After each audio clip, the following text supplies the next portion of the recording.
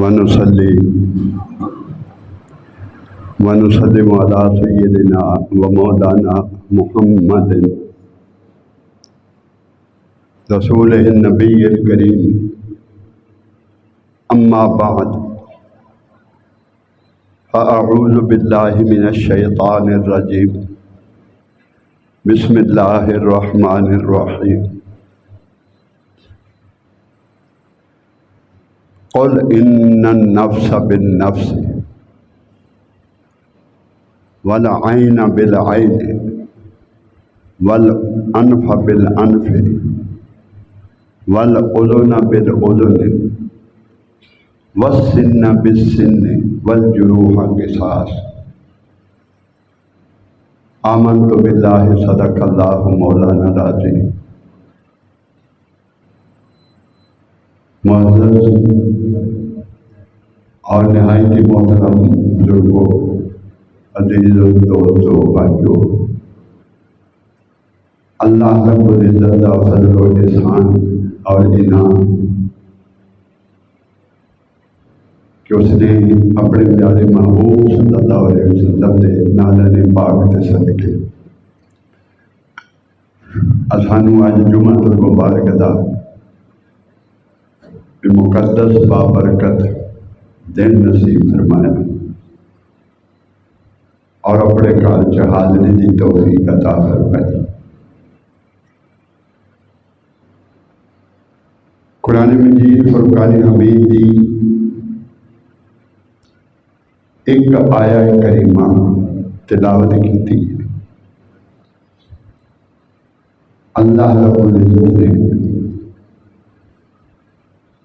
اسلام کے نظام عدل کا ذکر فرمایا۔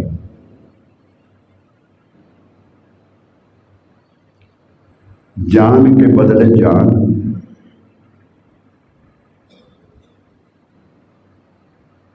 آنکھ کے بدلے آنکھ، کان کے بدلے کان، ہاتھ کے بدلے ہاتھ، ناک کے بدلے ناک۔ یہ اسلام کا نظام عدل ہے، جس کے ساتھ کسی نے زیادتی جو کی، یہ نظام قصاص ہے کہ اس سے قصاص لیا جائے۔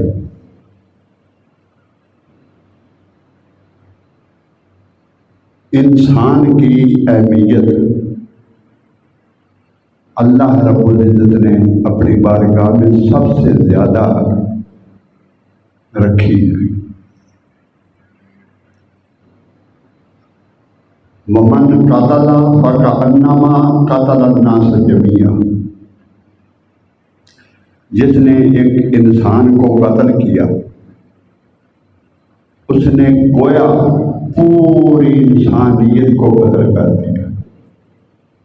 فکأنما قتل الناس جميعا، گویا اس نے ساری انسانیت کو قتل کر دیا۔ ومن احیاها فکأنما احیا الناس جميعا، جس نے ایک انسان کی جان بچائی اس نے گویا پوری انسانیت کی جان بچائی۔ ومن احیاها فکأنما احیا الناس جميعا، پوری انسانیت کو اس نے بچایا، اس کی جان بچائی۔ یہ اہمیت ہے اللہ کی بارگاہ میں ایک انسان کی۔ ایک شخص نے ایک انسان کا حق مارا، ظلم کیا کسی پر، اس کا قصاص نہیں دیا، اس کا بدلہ نہیں دیا۔ لاکھوں حج زندگی میں کر لے، اس کے اس ظلم کا بدلہ وہ لاکھوں حج نہیں ہو سکتا۔ وہ لاکھوں حج اس کے اس ظلم کا بدلہ نہیں ہو سکتے جب تک اس کا قصاص نہ دیا جائے، اس کا بدلہ نہ دیا جائے۔ جس کے ساتھ زیادتی ہوئی اس کا قصاص نہ دیا جائے۔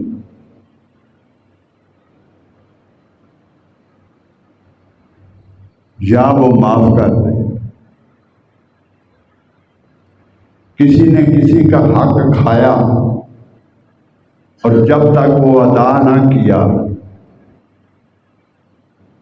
زندگی بھر حج کرتے گزر گئی، ساری زندگی کے کیے ہوئے حج اس حق کا بدلہ نہ ہو سکے گا۔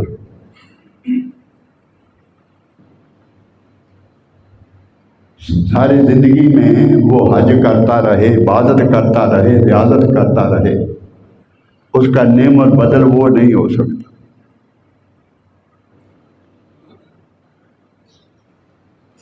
ایک شخص نماز پڑھ رہا ہے اور اس کے سامنے سے ایک نابینا جا رہا ہے،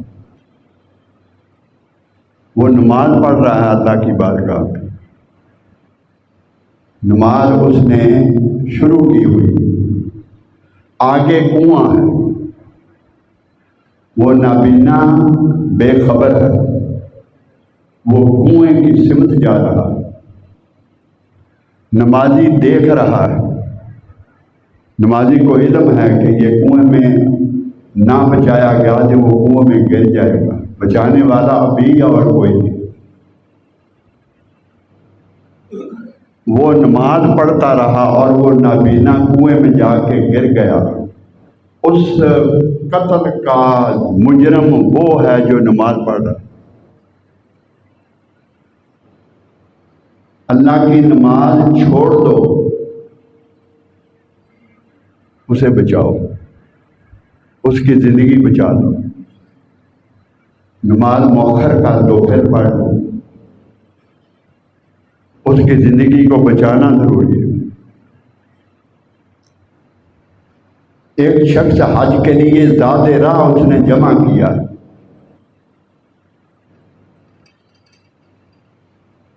اس زمانے میں قافلے جایا کرتے تھے، جمع ہو کر لوگ پیدل جاتے تھے، اونٹوں پر، گھوڑوں پر، اپنی اپنی سواریوں پر، قافلوں کی صورت میں جاتے تھے، اور قافلہ تیار تھا، ایک تاریخ مقرر تھی، فلاں دن قافلہ وہاں سے اپنا سفر شروع کرے گا، تو ہر کوئی اس قافلے میں آ کے پڑاؤ میں داخل ہو رہا تھا، اپنے خیمے لگا رہا تھا۔ تو ایک شخص جو اسی شہر کا رہنے والا تھا، اس نے زاد راہ سب کچھ جمع کیا ہوا تھا، پیدل جاتے تھے، 7، 8، 9 مہینے لگتے تھے جاتے اور آتے۔ تو زاد راہ جو گھر سے لے کے جاتے، جو راستے میں کھانا پینا ہوتا، اس نے سب کچھ جمع کیا ہوا تھا، سامان سارا پیک تھا،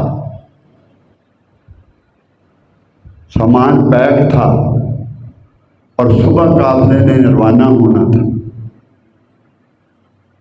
وہ رات کو سونے کے لیے لیٹ گھر پہنچا، اجزا و کارم کو ملتا رہا، صبح میری روانگی ہے۔ اور جب اپنے گھر پہنچا تو پڑوس سے آدھی رات بیت گئی تھی، پڑوس سے کچھ آوازیں آ رہی تھی بچوں کی، کان لگا کر سنا اپنی دیوار کے ساتھ، تو ویسے تھا جیسے کوئی بچے بلک رہے ہوں۔ ماں کو کہہ رہے تھے کہ امی نیند نہیں آ رہی، اب اس ہنڈیا کو اتار بھی دو۔ بس بیٹا ابھی اتارتی۔ وہ دیر تک سنتا رہا، آخر کیا وجہ ہے؟ آدھی رات کو یہ بچے بلک رہے اور ماں سے کہہ رہے۔ ہمسایا تھا، بہن بھائیوں کی طرح رہتے تھے، وہ دیوار سے پار گزر گیا، اور گھر اس کمرے کے دروازے کے ساتھ کان لگایا، سنا تو اسے وہ ساری آوازیں مشکوک نظر آئیں کہ یہ تو بچے رو رہے ہیں اور ماں سے کہہ رہے ہیں۔ اس نے کھٹکھٹایا آہستہ سے دروازہ، اور عورت نے دروازہ کھولا، شرمائی، بھائی اس وقت آپ کو کیا کام؟ بہن مجھے یہ کام ہے کہ یہ بچے کیا کہہ رہے ہیں، میں دیر سے سن رہا۔ وہ رو پڑی۔ ان کا باپ کوئی نہ تھا، باپ فوت ہوا تھا۔ آج گھر میں کھانے کے لیے کچھ نہیں، بچے بلک رہے ہیں کہ شاید 2 دنوں سے بھوکے۔ تو میں نے ہنڈیا میں پانی ڈالا، اس میں ویسے ہی کوئی نہ گروڑ وغیرہ رکھے، تو یہ بچے رو رہے کہ رو کے سو جائیں گے، چلو رات گزر جائے گی، صبح پھر سے۔ اس قدر اس شخص کا دل بھر آیا کہ اس نے وہ زاد راہ ان بچوں کو دے دیا، اس کے گھر سب کچھ بھیج دیا۔ میں نہیں جاتا، یہ سب کچھ ان بچوں کو کھلاؤ اور پلاؤ، اگلے سال دیکھی جائے گی۔ صبح قافلے کو روانہ کرنے کے لیے چلا گیا، ادھر سے للچا بھی رہا تھا اور ایک طرح سے وہ مطمئن بھی تھا کہ جو کچھ میں نے کیا یہ بھی کچھ کم نہیں۔ ان کی آہوداری بھی برداشت نہیں ہو رہی تھی، تو قافلہ روانہ ہو گیا۔ وہ بظاہر بوجھل دل سے گھر کو آ گیا۔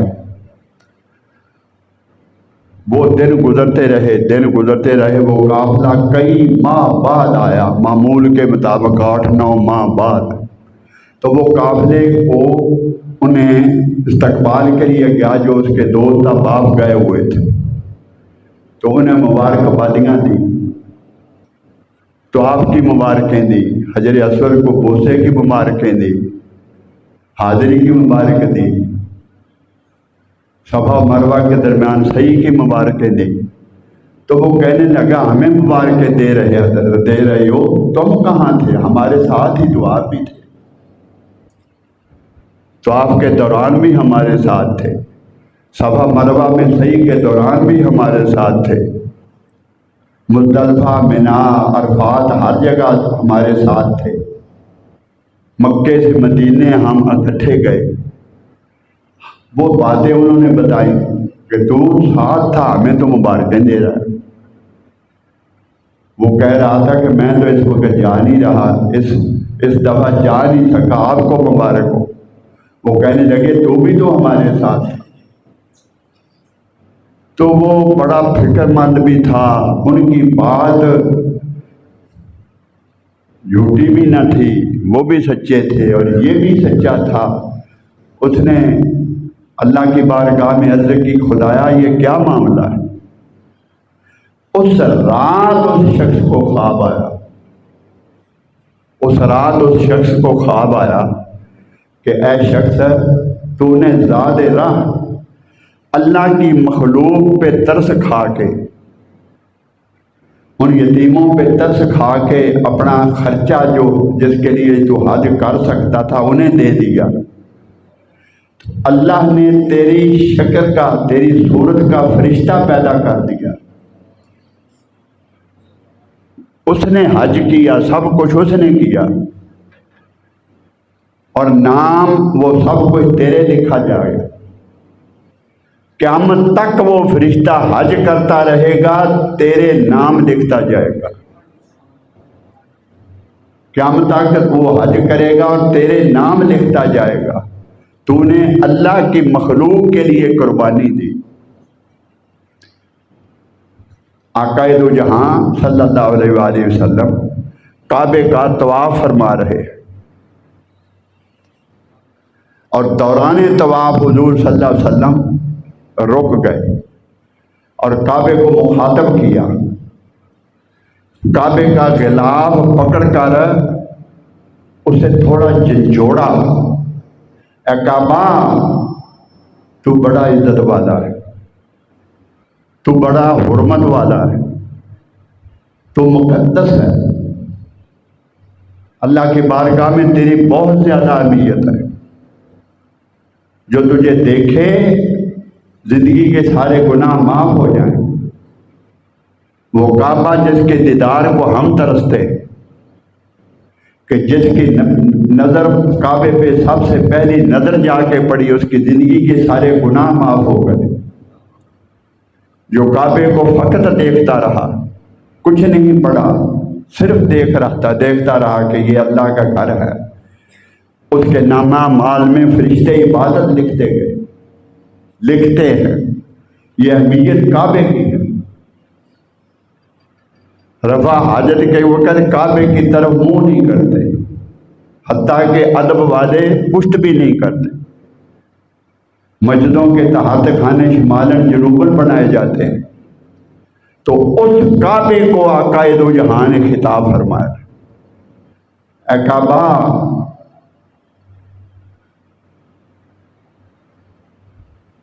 ان حرمت المؤمن عند اللہ لأعظم من کا مالہ و یدہ و دمہ۔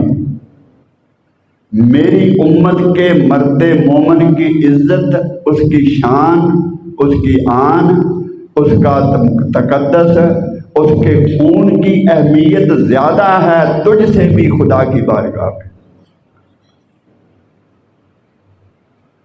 میری امت کے مرد مومن کی عزت، اس کی حرمت، اس کے خون کی اہمیت زیادہ ہے تجھ سے خدا کی بارگاہ میں۔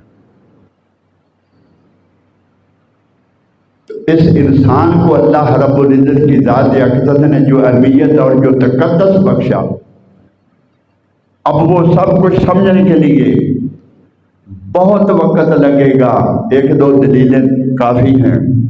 اب میں اس اصل کی طرف آتا ہوں جس کے لیے میں نے یہ تمہیدی گفتگو کی۔ بات یہ ہے کہ جو ایسے لوگ معاذ اللہ ثم استغفر اللہ، میرا تو انہیں یزیدی کہنے کو دل چاہتا ہے۔ کچھ مصطفائی ہے، کوئی حسینی ہوتے، کوئی صدیقی ہوتے، تو انہیں کیا کہو گے؟ جو یزید کو رضی اللہ عنہ کہنے والے، جو امیر المومنین اسے کہنے والے، انہیں کیا کہو گے؟ یزیدی انہیں کہا جا سکتا ہے؟ ایک حسینی لشکر تھا کربلا میں، دوسرا یزیدی لشکر تھا، تو وہ یزید کو جنتی ثابت کرنے کے لیے دور دور سے دلیلیں لاتے ہیں۔ پہلی تو یہ بات ہے کہ یزید کا کوئی گناہ نہ تھا، معاذ اللہ ثم استغفر۔ سب کچھ آپ کی آنکھوں کے سامنے۔ اس نے اس شخص کو جو پوری دنیا میں اس وقت سب سے بڑا ظالم تھا، جو سب سے بڑا سفاک تھا، جو سب سے بڑا انسانیت کو قتل کرنے والا تھا، جو سب سے بڑا ظالم تھا، جو سب سے بڑا شرابی تھا، جس شخص کا نہ کوئی اخلاق تھا، نہ اس کی کوئی عزت تھی، نہ وہ اسلام والا تھا، نہ وہ دین والا تھا، نہ وہ ایمان والا تھا، ہر شے اس نے اپنے مفاد کے لیے قربان کی ہوئی تھی۔ تو ایسے شخص کو، اور وہ اس شخص کا کوئی باپ بھی نہ تھا، وہ بن باپ کے پیدا ہوا تھا، اور عرف عام میں اس شخص کو کیا کہا جاتا ہے؟ تو ایسے شخص کا بیٹا جو پورے ملک میں ظالم مشہور تھا، حضرت امیر معاویہ نے ایک شخص جو اپنا مشیر رکھا ہوا تھا، اس کا نام سرحون تھا، کسی وقت بھی کوئی مشکل پیش آتی وہ اسے بلاتا اور اس کے ساتھ مشورہ کرتا تھا۔ جنگ صفین میں جب اس کا لشکر ہار کے قریب تھا، دن غروب ہوتا جا رہا تھا،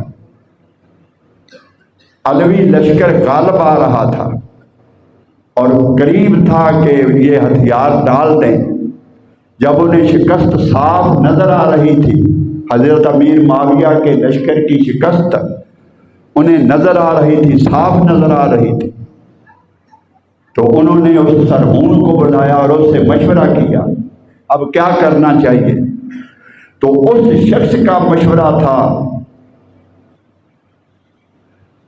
کہ قرآن ایسے ہی نشانی کے طور پر نیزوں پہ کپڑے باندھ لو، نیزوں کے اوپر کپڑے باندھ لو اور ایسے 200-400 آدمی لشکر میں پھیلا دو کہ لوگوں آپس میں کشت و خون نہ کرو، ہمارے درمیان فیصلہ یہ اللہ کی کتاب کرے گی۔ لوگ یہ سمجھے کہ یہ قرآن ہے۔ انہوں نے خالی کپڑے اوپر لپیٹے ہوئے تھے، انہوں نے آدمی پھیلا دیے پورے لشکر میں۔ حضرت علی روکتے رہے، اپنے نوجوانوں کو، اپنے لشکر کو روکتے رہے کہ جنگ بند مت کرنا، یہ فراڈ ہے۔ تو اس کا مشورہ حضرت امیر معاویہ کو اس سرہون نامی اس شخص نے دیا تھا، جس نے جنگ کا پانسا پلٹ دیا۔ علوی لشکر نے، چونکہ وہ کوفی تھے، بدبخت تھے، بعد میں وہ بے وفا ثابت ہوئے، انہوں نے بزور جنگ کو روک دیا کہ آخر قرآن کے نام پر وہ ہم سے یہ کہہ رہے ہیں کہ جنگ کو بند کر دو، تو پھر ہم جنگ کیوں لڑیں؟ لشکر کو روک دیا۔ میں آپ کو عرصہ لگ جائے گا، وقت زیادہ صرف ہو جائے گا، ان کی زندگی کے سارے فراڈ اور سارے دھوکے جو انہوں نے دیے، اس سب کچھ کی، ان دھوکوں کی، اس منافقت کی جو سیاست میں آج ہو رہا ہے۔ جس طرح سیاست میں لوگ خریدے جاتے، جس طرح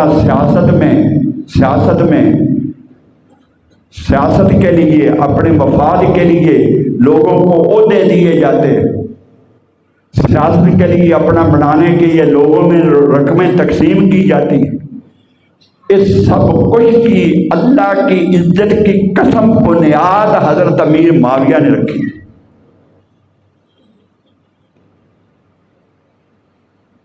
اگر تاریخ ایسا ثابت نہ کرے تو میرا سر قلم ہونے کے لیے تیار ہے۔ اس سب کچھ کے بانی حضرت امیر معاویہ ہے۔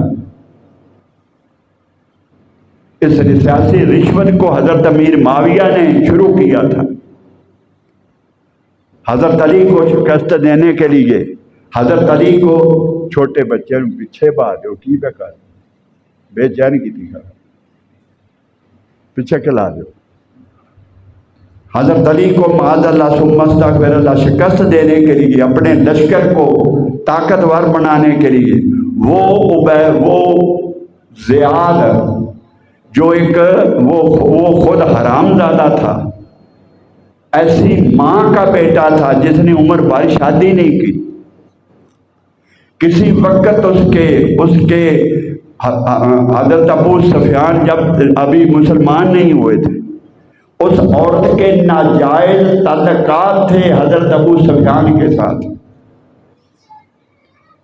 میں نے اس دن یہاں تک بات کہی تھی کہ مجھے نہ ہلاؤ، اتنا کچھ میں جانتا ہوں کہ میں سب کچھ کھول کے باہر رکھ دوں، پھر آپ کسی کو منہ دکھانے کے قابل نہیں رہو۔ اس کی ماں کا نام سمیہ تھا، اس کے کسی زمانے میں حضرت ابو سفیان جو دور جاہلیت میں اسلام لانے سے پہلے اس کے ساتھ ناجائز تعلقات تھے، ان ناجائز تعلقات کے نتیجے میں جو بچہ پیدا ہوا اس کا نام زیاد تھا۔ وہ کون ہوا؟ اس کے نام کے ساتھ زیاد بن ابی آتا ہے۔ وہ ایسا عقل مند تھا، وہ ایسا شاطر تھا، وہ ایسا ذہین تھا، اتنا بڑا منافق تھا، نہ اس کا ایمان تھا، نہ اس کا دین تھا، نہ اس کا اخلاق تھا، نہ لوگوں کے لیے وہ بھلا سوچتا تھا، سب سے بڑا ظلم کرنے والا تھا، سب سے بڑا دھوکے باز تھا، سب سے زیادہ لوگوں پر سے فراڈ کرنے والا تھا۔ دنیا کا ہر نقص اس شخص میں موجود تھا، دنیا کا ہر نقص اس میں موجود تھا۔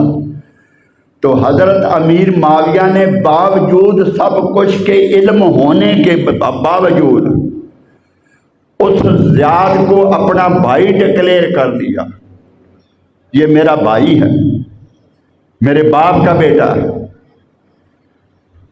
اپنی طاقت میں اضافہ کرنے کے لیے، اپنے جھنڈے تلے لوگوں کو لانے کے لیے، جو مغربی مشرقی مقبوضات تھے ان کا اس شخص کو امیر بنا دیا، گوئے کا علاقے کا اس کو گورنر بنا دیا۔ اس لیے مقصد حضرت علی المرتضیٰ کو شکست دینا تھا۔ میں آپ کو کیا کیا بتاؤں کہ جو کچھ ہوا اس کو شروع کرنے والی شخصیت حضرت امیر معاویہ کی تھی۔ جب اس نے یزید کے لیے بیعت طلب کی، یزید کے لیے، تو حضرت عبداللہ بن عمر کھڑے ہو گئے۔ وہ جو بدنام زمانہ کتاب ہے انہوں نے لکھی، قانون میں وہ کتاب ضبط ہے، نہ اب چھپ سکتی ہے، نہ بات لائی جا سکتی ہے، نہ کسی کو دکھائی جا سکتی ہے۔ قانون جرم ہے اس کتاب کو پڑھنا، اسے مزید چھپانا۔ اس کتاب میں ان بدبختوں نے لکھا ہے، ان بدبختوں نے لکھا ہے کہ حضرت عبداللہ بن عمر نے یزید کی بیعت کر لی تھی۔ اتنا بڑا جھوٹ، اتنا بڑا فراڈ اور اتنا بڑا کفر کا کلمہ کہ عبداللہ بن عمر نے یزید کی بیعت کر لی تھی۔ عبداللہ بن زبیر نے نہ حضرت عبداللہ بن عباس نے یزید کی بیعت کر لی تھی۔ صحابہ کے نام لیتے ہیں کہ انہوں نے یزید کی بیعت کر لی تھی۔ حضرت عبداللہ بن عمر تو وہ ہیں، وہ اٹھ کے کھڑے ہو گئے۔ حضرت عبد الرحمن بن ابی بکر وہ ہیں جو اٹھ کے کھڑے ہو گئے۔ انہوں نے کہا کہ اے معاویہ، تجھ سے پہلے بھی خلفاء گزرے، حضرت ابو بکر صدیق تھے، حضرت عمر فاروق تھے، انہوں نے اپنی زندگی میں اپنے بیٹے کو جانشین نہیں بنایا، ان کے بیٹے بھی تھے، اور تیرا یہ بیٹا یزید ان کے بیٹوں سے اچھا نہیں ہے، اس میں خوبیاں نہیں ہیں خلیفہ بننے کی، یہ اوباش ہے، یہ شرابی ہے، یہ زانی ہے، اور خدا کی عزت کی قسم البدایہ والنہایہ اٹھا کے دیکھو، تاریخ الخلفاء اٹھا کے دیکھو، جتنے محدثین ہیں متفق ہیں، ہر ایک نے یہی لکھا ہے کہ واقعہ کربلا کے بعد مزید فرعونیت اس میں آ گئی، مزید قارونیت اس میں آ گئی۔ زانی تو وہ پہلے ہی تھا، لیکن اب ستیلی ماؤں اور بہنوں کے ساتھ بھی وہ شخص زنا کرنے لگا۔ اس کے علاوہ جو تمہارے پاس جس کے تم حوالے دیتے ہو اس کتاب کا مجھے نام بتاؤ بدبختو، وہ سارا کچھ جو کچھ تم جسے بیان کرتے ہو لوگوں کو سنا کے بیوقوف بناتے ہو، وہ سب گنگا بلوچا میں لکھی گئی ہے۔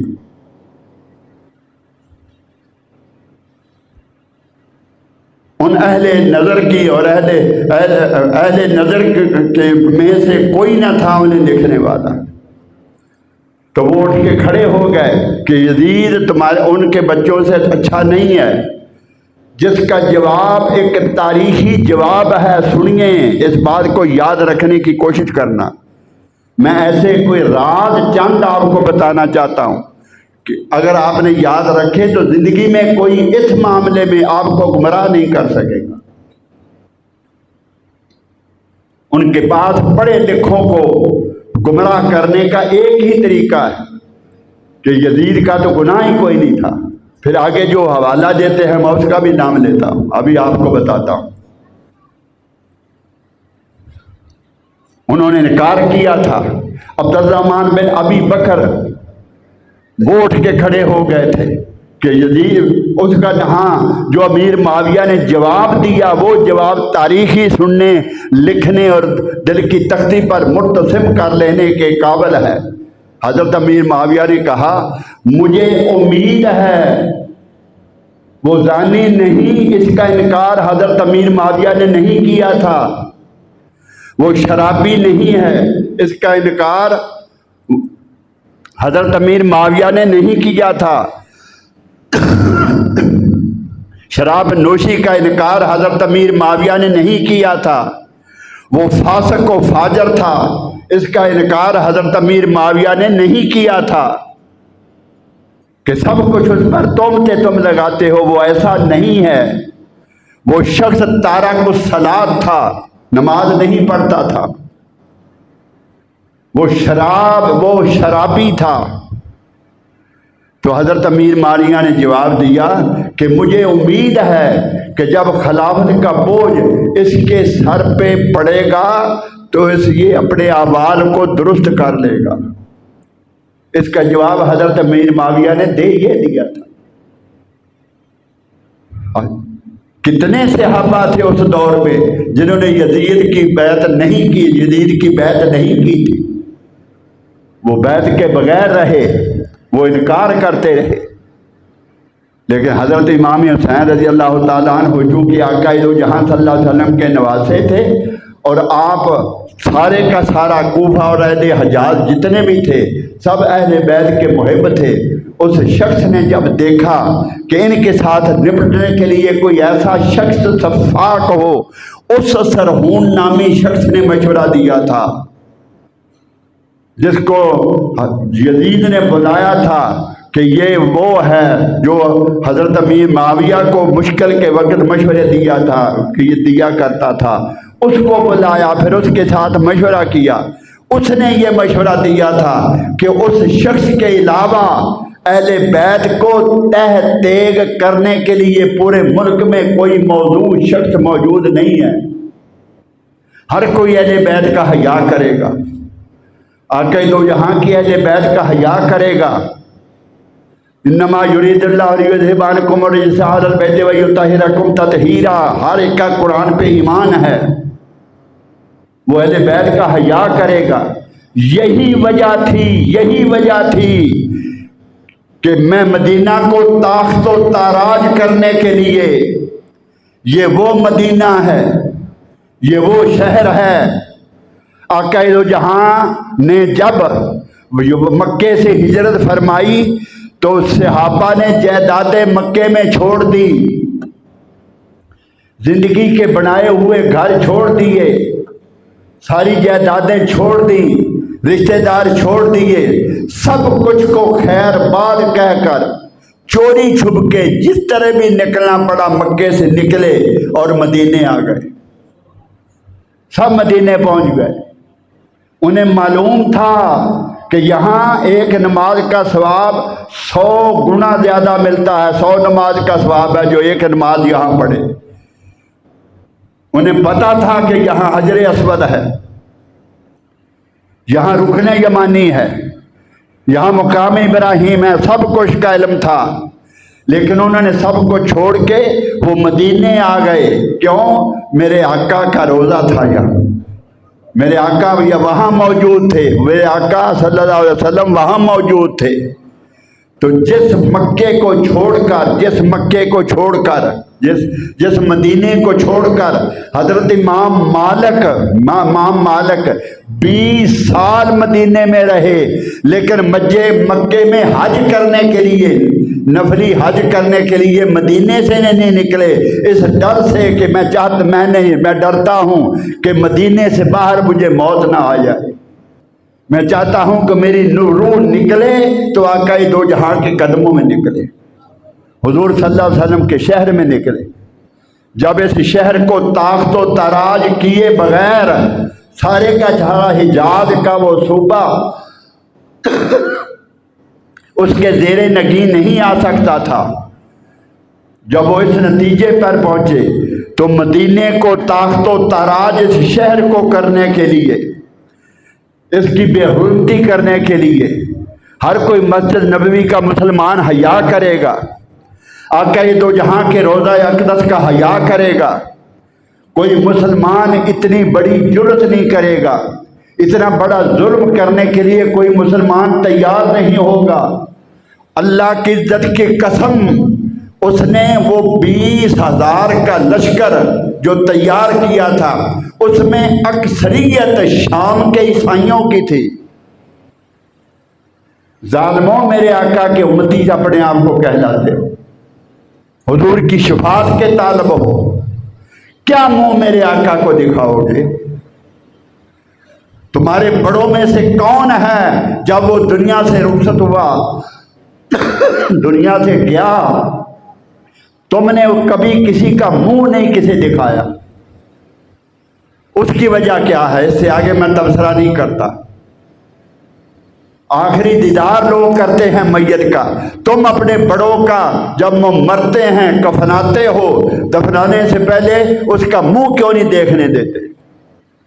ان بدبختوں کی شکلیں تبدیل ہو جاتی۔ وہ یزید کو رضی اللہ عنہ کہنے والے، اور پھر حوالہ پتہ کیا دیا جاتا ہے؟ حوالہ پتہ کیا دیا جاتا ہے لوگوں کو، یعنی سادہ لوگ لیکن پڑھے لکھے۔ مطلب کیا کہ دین سے، دین کے مطالعے سے، تحقیق سے نا آشنا لوگ، کوئی میٹرک کا، کوئی بی اے ہے، کوئی ایف اے ہے، لیکن دین کی تحقیق ان کے پاس نہیں، دین کا مطالعہ ان کے پاس نہیں۔ انہیں یہ حوالے دیتے ہیں کہ یہ اللہ پاک نے فرمایا یا ایھا الذین آمنوا اطیعوا اللہ واطیعوا الرسول، اللہ کی اطاعت کرو، اللہ کے رسول کی اطاعت کرو۔ وَأُولِي الْأَمْرِ مِنْكُمْ، جو تم میں سے صاحب امر ہیں ان کی اطاعت کرو۔ وہ لیتے ہیں اس سے مراد بادشاہ ہے، ملک کا حکمران ہے۔ اس لیے حضرت حسین کو یزید کی اطاعت کرنی چاہیے تھی، وہ بڑا وہ خلیفہ تھا، اس کی اطاعت کرنا چاہیے تھی۔ سب کچھ بدبخت بھول جاتے ہیں، یہ سب کچھ بھول جاتے ہیں کہ اس کا مطلب یہ نہیں ہے، اس آیہ کریمہ کا یہ مطلب نہیں ہے، اس سے مراد یہ بدبخت حکمران نہیں ہیں، اس سے مراد یہ ہے کہ لوگوں اللہ کی اطاعت کرو، اللہ کے رسول کی اطاعت کرو، اور جو تم میں صاحب امر ہیں ان صاحب امر سے مراد یہ ہے کہ دین میں جو اہل نظر ہیں، دین میں جو اہل نظر ہیں، جو تمہیں دین بتانے والے ہیں، جو تمہیں دین سکھانے والے ہیں، جو تم تک دین پہنچانے والے ہیں، وہ صاحب نظر ہیں، وہ حق پیچھے سے لے کے آئے ہیں، پوری تاریخ میں حق ان کے پاس محفوظ رہا ہے، وہ مصائب و آلام برداشت کرتے آئے ہیں، لیکن صاف شفاف دین آپ تک 1400 برس 1500 برس گزر گئے، صاف شفاف دین تم تک جو پہنچانے والے ہیں وہ صاحب امر ہیں، جن کے پردے اٹھے ہوئے ہیں، جو سب کچھ پہلے آنکھوں سے دیکھتے ہیں پھر اس کی اطلاع تمہیں دیتے ہیں، جو سب کچھ آنکھوں سے دیکھتے ہیں۔ مجھے حضرت عظیم شاہ صاحب بتا رہے تھے، انہوں نے فرمایا کہ میں نے نیٹ پہ دیکھا، میری نظر سے نہیں گزرا، وہ بتا رہے تھے کہ جس شخص نے شاہ نامہ کربلا لکھا، جس شخص نے شاہ نامہ کربلا لکھا، اس سے کسی نے پوچھا کہ جو کچھ تم لکھ رہے ہو کیا تم نے دیکھا ہے؟ یہ سب کچھ تو نے یہ ہوتا ہوا آنکھوں سے دیکھا ہے جو کوئی تو لکھ رہا ہے؟ انہوں نے کہا کہ کل آ جانا اس جگہ جہاں وہ لکھتے تھے، وہ آ گیا، فرمایا بیٹھ جا۔ جب بیٹھا تو ایک الماری تھی ایک طرف، اس الماری کو انہوں نے کہا کہ کھولو، اس الماری کو کھولا تو وہ شخص کے پاؤں تلے زمین نکل گئی، اس کے سامنے کربلا کی جنگ ہو رہی تھی، اس کے سامنے کربلا کی لڑائی ہو رہی تھی۔ وہ دیکھتے تھے اسے، سب کچھ کو دیکھتے تھے پھر لکھتے تھے۔ اس نے سوال کیا تھا کہ تو نے یہ سب کچھ اپنی آنکھوں سے دیکھا ہے؟ آپ کو میں نے کئی دفعہ یہ بتایا ہے، ہمارے پاس تحقیق کے لیے، مطالعے کے لیے جو کچھ ہے ہمارے پاس، خدا کی عزت کی قسم اہل نظر کا ہے۔ وہ پہلے دیکھتے ہیں، پہلے آنکھوں سے دیکھتے ہیں، پھر وہ کتابوں پہ درج کرتے، پھر وہ کتابوں سے درج کرتے۔ ایسے حوالے اگر میں دوں تو اصل بات رہ جائے گی کہ حضرت شاہ ولی اللہ فرماتے ہیں میرے ساتھ 8 طالب علم تھے، میرے پاس 7 اور 8 طالب علم تھے، یا آپ نے فرمایا میرے سمیت 8 طالب علم تھے جنہوں نے بخاری شریف خواب میں نہیں بیداری میں آقا دو جہاں کے سامنے پڑھی ہے، اور جن احادیث کی آقا دو جہاں نے تصحیح فرمائی وہ حدیثیں ساری انہوں نے جمع کی، اس کتاب کا نام فیض الباری رکھا، ان کی تصحیح آقا دو جہاں صلی اللہ علیہ وسلم نے فرمائی۔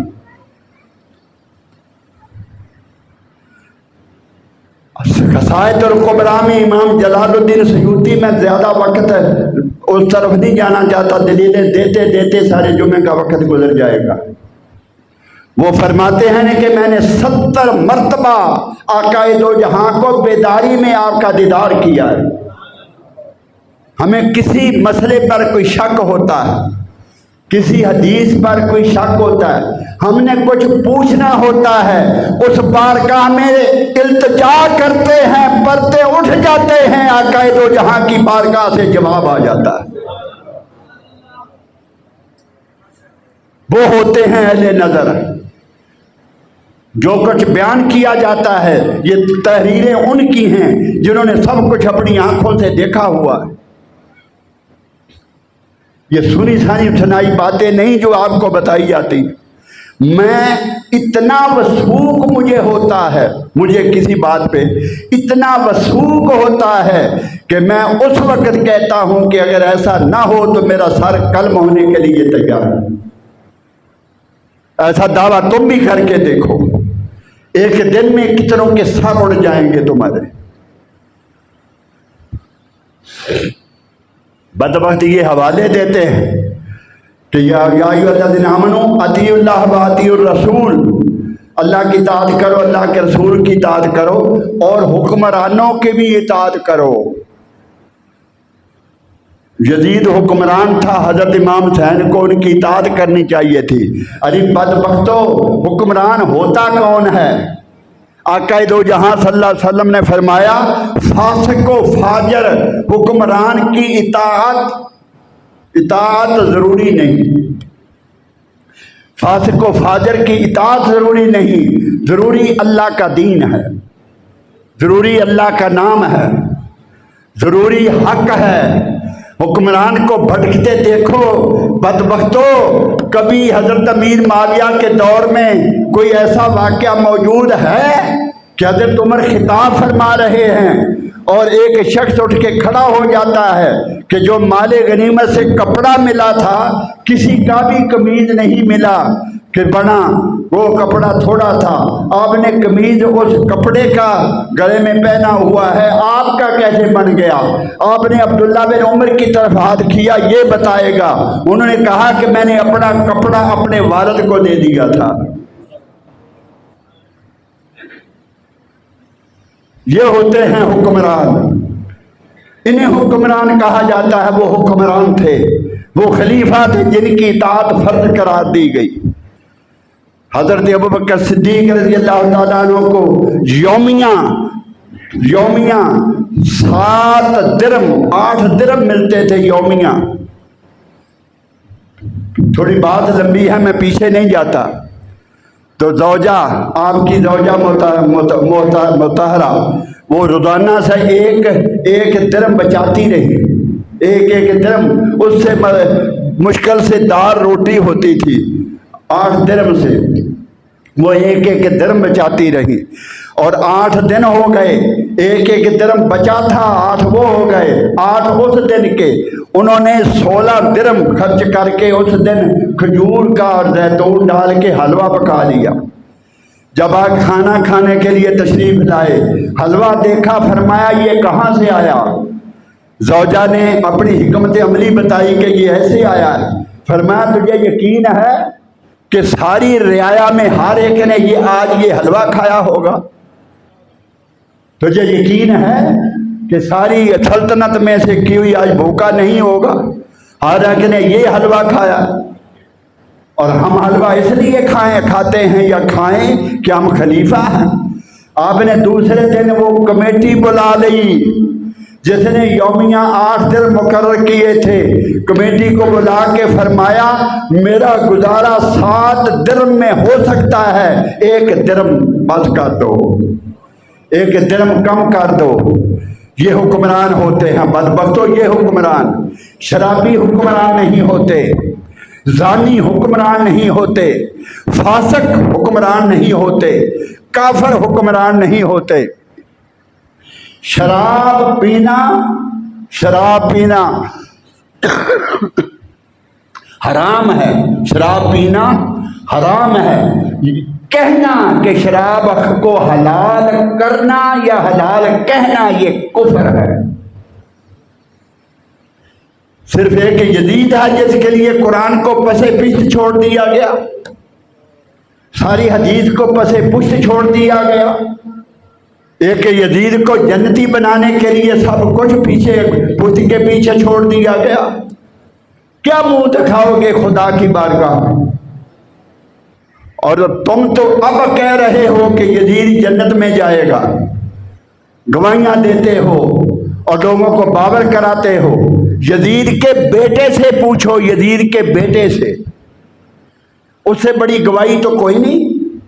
جو بیٹا ہے وہ باپ کو وہ جانتا ہے یا آپ جانتے ہیں جو 15 برس کے بعد دنیا میں آئے؟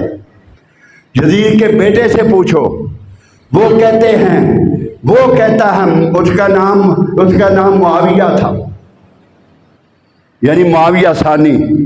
اس نے 6 ماہ کے بعد 2 روایتیں، ایک میں 3 ماہ دوسرے میں 6 ماہ بعد اس نے اقتدار کو خیر بات کہا۔ اس نے کہا جو سلطنت، جو خلافت میرے باپ نے اہل بیت کا خون بہا کر، کعبے کی بے حرمتی کر کے، کفر کر کے، اپنی قبر کو دوزخی انگاروں سے بھر کے جس حکمرانی کو حاصل کیا ہے، میں اس پر لعنت بھیجتا ہوں۔ وہ چھوڑ کے چلا گیا تھا، الگ ہو گیا تھا۔ اس شخص سے پوچھو جو بیٹا ہے، سنو، وہ کہتا ہے کہ پھر میرے باپ کو حاکم بنایا گیا۔ وَقَدْ كَانَ غَيْرُ أَهْلٍ، حالانکہ وہ اس کا اہل نہ تھا۔ باپ بیٹا کہہ رہا ہے وَقَدْ كَانَ غَيْرُ أَهْلٍ، حالانکہ وہ اس کا اہل نہ تھا۔ پھر اس نے نواسہ رسول سے لڑائی کی، فَنَكَثَتْ عُمُرَهُ، اس کی عمر کم ہو گئی، اس کی عمر کم ہو گئی۔ وَسَارَ فِي قَبْرِهِ مَا تُنبَعُ بِذُنُوبِهِ، پھر اپنے وہ گناہوں کے سبب اپنی قبر میں مبتلا عذاب ہو چکا ہے۔ بیٹا کہہ رہا ہے کہ میرا باپ قبر میں عذاب میں مبتلا ہے۔ بدبختو، تم اب آئے ہو اور اس کے جنتی ہونے کی خبریں دے رہے ہو، ان کی جنت کی خبریں تم دے رہے ہو۔ بیٹا بہتر جانتا ہے یا تم بہتر جانتے ہو؟ پھر بیٹا کہہ رہا ہے وَبَاحَ الْخَمَرَ وَخَرَبَ الْكَعْبَةَ، اس نے شراب کو حلال کیا اور کعبے کی بے حرمتی کی۔ بیٹا باپ کو لعنتی کہہ رہا ہے، اس کی سلطنت پر لعنت بھیج کے اسے چھوڑ رہا ہے، اور جو 1400 سال بعد آئے ہیں وہ اس کے ایمان کے قائل ہیں۔ وہ اس میں جنت میں پہنچانے کے لیے وہ شخص تگ و دو کر رہے ہیں، بدبخت تگ و دو کر رہے۔ اور پھر ایک اگلی بات جس سے وہ لوگوں کو بیوقوف بناتے وہ یہ ہے کہ قسطنطنیہ والی حدیث کا حوالہ دیتے ہیں۔ قسطنطنیہ ایک لشکر حضور صلی اللہ علیہ وسلم سو کے اٹھے، آپ نے خواب میں ایک لشکر دیکھا، وہ قسطنطنیہ پر حملہ کرنے جا رہا تھا۔ حضور صلی اللہ علیہ وسلم نے فرمایا اللہ اس لشکر کی مغفرت کرے، مغفور اللہم۔ حضور نے فرمایا اللہ اس لشکر کی مغفرت کرے۔ یہ مجھ سے رہیں جگہ جگہ حوالے دیتے ہیں کہ اس لشکر میں یزید بھی تھا، لہذا اس لیے اس حدیث کی روح سے یہ جنتی، اس حدیث کی روح سے یہ جنتی ہے۔ بار بار اس کے حوالے دیے جاتے ہیں، اس بات کو نظر انداز کر جاتے ہیں کہ پہلے لشکر کی قیادت حضرت امیر معاویہ نے کی، دوسرے لشکر کی قیادت کے لیے حضرت امیر معاویہ نے اس بدبخت کو ڈھونڈا۔ یہ شخص خیمے میں نوجوان لڑکیوں کے ساتھ رنگ رلیاں منا رہا تھا۔ مجھ سے سب کچھ پوچھو گے تو سب کچھ کھول کے رکھ دوں، میں تمہیں ان لڑکیوں کے اور ان کے والدین کے نام تک بتا سکتا۔ یہ رنگ رلیاں منا رہا تھا۔ حضرت امیر معاویہ کو اس حدیث کا علم تھا کہ حضور نے یہ فرمایا، اس بدبخت کو پکڑ دھکڑ کر اس لشکر میں شامل کیا جو قسطنطنیہ پر جانے والا تھا۔ کتنے آدمی تھے جو اسے قابو کر کے ساتھ لے جانے والے تھے، وہ ساتھ کیے۔ اس سے پہلے لشکر جو ناکام ہو کے لوٹا، اس کی قیادت حضرت امیر معاویہ نے کی تھی۔ پھر دوسرا لشکر جو ناکام ہو کے لوٹا، اس کی قیادت کے لیے یزید کو بھیجا، اور ایسے بھیجا جس طرح میں نے آپ کو بتایا کہ مغفور اللہم والی حدیث میں یہ بدبخت بھی شامل ہو جائے۔ پھر تیسرا یہ بھی ناکام لوٹا۔ پھر تیسرا لشکر مسلمہ بن عبد المالک، اس کی قیادت انہوں نے کی، اس لشکر نے حملہ کیا، وہ بھی ناکام لوٹا۔ پھر چوتھا لشکر تشکیل دیا جس کی قیادت سلطان محمد، جن کے نام کے ساتھ آتا ہے فاتح قسطنطنیہ، سلطان محمد، انہوں نے اس لشکر کی قیادت کی، چوتھے کی، اور پھر وہ کامیاب ہوئے۔ انہوں نے حملہ کیا اور حملہ کامیاب ہوا۔ سینکڑوں مسلمانوں نے جامِ شہادت نوش کیا۔ اتنی قیمت نے چکائی کہ مسلمان لہو لہان ہو رہے تھے مگر پیچھے نہیں ہٹ رہے تھے۔ ان کے بیڑی بیڑے پر انہوں نے قبضہ کیا، سمندر کی طرف سے بھی حملہ کیا، زمین کی طرف سے بھی حملہ کیا۔ انہوں نے کوئلے اوپر سے پھینکے، مسلمانوں کو آگ لگتی رہی، جلتے رہے، مگر ان کی جگہ سے پیچھے سے سپاہی آتے رہے، ان کی جگہ دیتے رہے، پھر اس قیادت کو سنبھالتے رہے۔